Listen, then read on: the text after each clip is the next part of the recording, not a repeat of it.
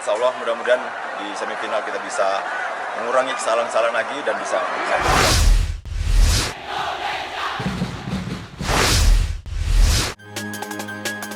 Permalukan timnas U16 Vietnam, Indonesia jadi sorotan media Malaysia.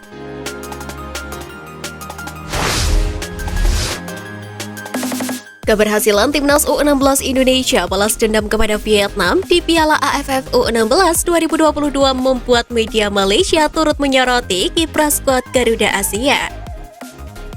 Sebagaimana diketahui, kemenangan 2-1 atas Vietnam membuat pasukan Bima Sakti memastikan diri lolos ke babak semifinal.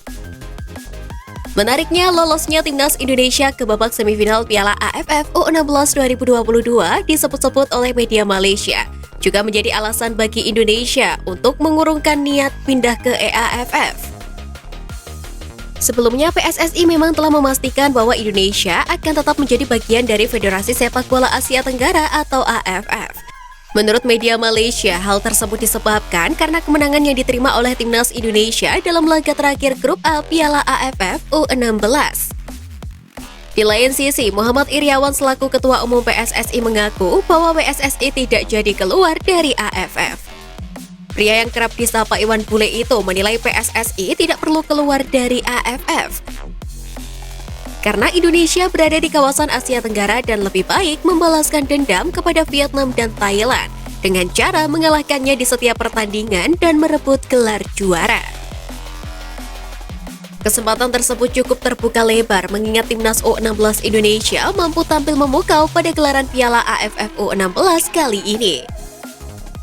Raihan sempurna 9 poin di fase grup juga menjadi modal positif untuk tampil lebih impresif di babak selanjutnya.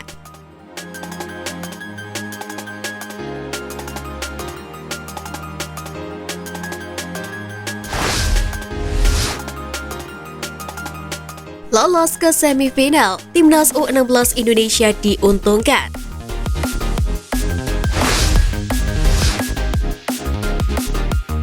Pelatih timnas Indonesia U16 Bima Sakti mengatakan anak asuhnya akan mendapatkan keuntungan di babak semifinal nanti dibandingkan calon lawannya. Sebagai informasi, comeback skuad Garuda Asia menjadi bukti bahwa anak asuh Bima Sakti siap menghadapi siapapun lawannya di babak semifinal nanti. Meskipun begitu, keuntungan timnas U16 Indonesia didapatkan dari segi waktu istirahat. Pasalnya, timnas Indonesia U16 memainkan laga terakhir pada hari Sabtu di fase grup. Sehingga punya 3 hari waktu untuk istirahat di semifinal yang akan digelar pada Rabu mendatang. Sedangkan Myanmar serta Malaysia yang berpeluang untuk menjadi lawan timnas U16 Indonesia baru akan tanding terakhir pada hari ini. Artinya mereka hanya punya 1 hari waktu istirahat jelang semifinal. Yang pasti keuntungan kami ada waktu recovery 3 hari, jadi ini sangat kita manfaatkan. Ada beberapa pemain seperti Kakak yang betisnya kena, kemudian ada Sultan Akbar yang tabrakan dan tulang rusuknya mudah-mudahan tidak terjadi apa-apa. Dan besok bisa kita lihat kondisinya, kalau memang pulih bisa kami mainkan di tanggal 10. Ucap Bima Sakti. Di lain sisi, Bima Sakti pun menegaskan bahwa dia tidak pilih-pilih lawan di semifinal nanti. Pelatih berusia 46 tahun ini siap untuk bertemu dengan Malaysia atau Myanmar.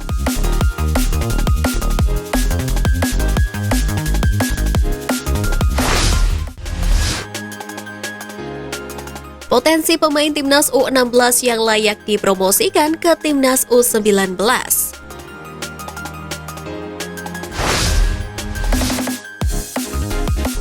Penampilan impresif pasukan Bima Sakti di fase grup Piala AFF U16 tidak lepas dari pantauan asisten Sintayong yakni Shin Sang-kyu.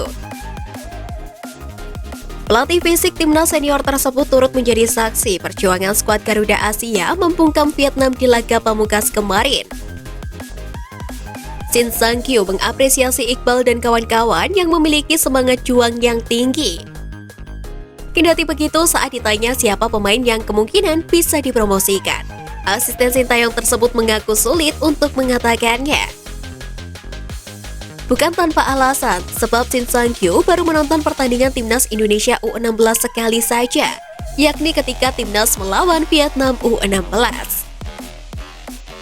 Dia mengatakan butuh analisa lebih lanjut bagi pemain untuk bisa naik level. Meski begitu, tentunya hal tersebut patut untuk dimaklumi. Pasukan Bima Sakti masih memiliki banyak waktu untuk membuktikan. Jika pemain timnas Indonesia U16 mampu tampil impresif secara konsisten, bukan tidak mungkin mereka bisa mendapatkan promosi karena Sintayong sejauh ini menyukai para darah muda. Sebut saja nama-nama seperti Pratama Arhan, Dewangga, dan juga Witan Sulaiman yang masih memiliki umur di bawah 23 tahun sudah menjadi pemain inti di timnas senior. Lebih memukau lagi ada Ronaldo Kuate dan Marcelino yang masih berusia 17 tahun. Sudah menjajal panasnya persaingan di timnas senior. Untuk itu, sejatinya sinergi pemain muda arahan Sintayong dan juga Bima Sakti nantinya akan bermuara pada tumpuan utama timnas Indonesia di masa yang akan datang.